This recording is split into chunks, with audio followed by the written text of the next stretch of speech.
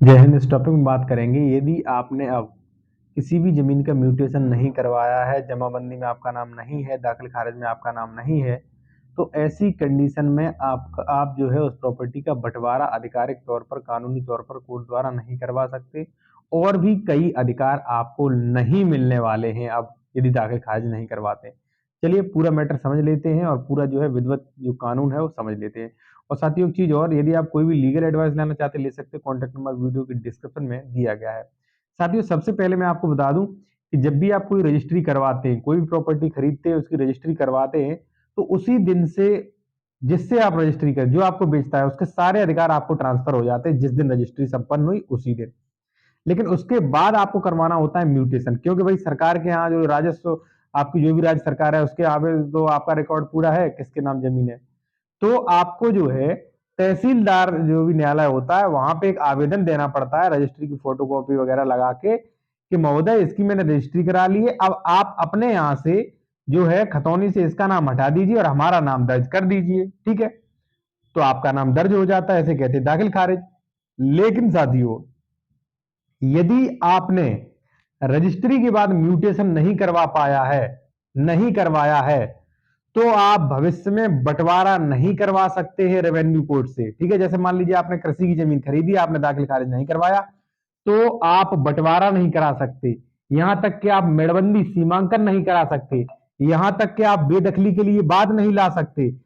और भी कई चीजें हैं जो कि आप नहीं उनका लाभ ले सकते। अब आप कहेंगे कि ऐसा क्यों, ऐसा क्या कानून है? तो देखिए साथियों, यदि मान लीजिए आपने कोई कृषि की जमीन खरीदी 5 बीघा, आपने रजिस्ट्री करवा ली लेकिन उसका म्यूटेशन दाखिल खारिज नहीं करवा पाया।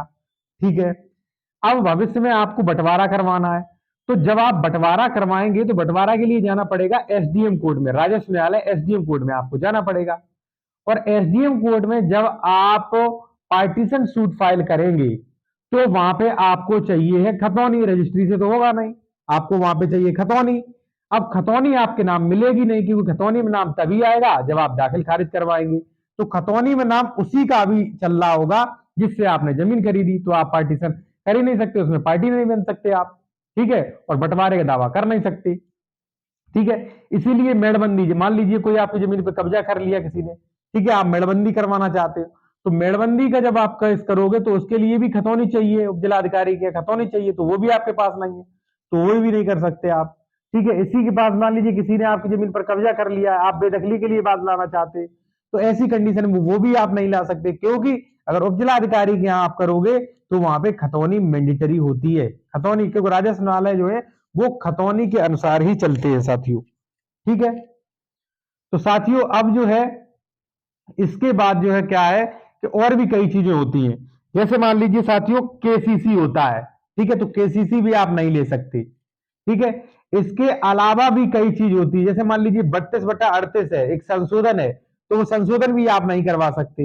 रेवेन्यू संबंधी आप लगभग कोई भी कार्य नहीं करा सकते हैं जब तक आपका म्यूटेशन, म्यूटेशन को हिंदी में कहते हैं दाखिल खारिज, या कह सकते हैं नामांतरण, ये नहीं करवाते हैं आप, तो आप जो है रेवेन्यू संबंधी कोई कार्रवाई नहीं कर सकते, जिसके आपके प्रॉब्लम आ जाएगी।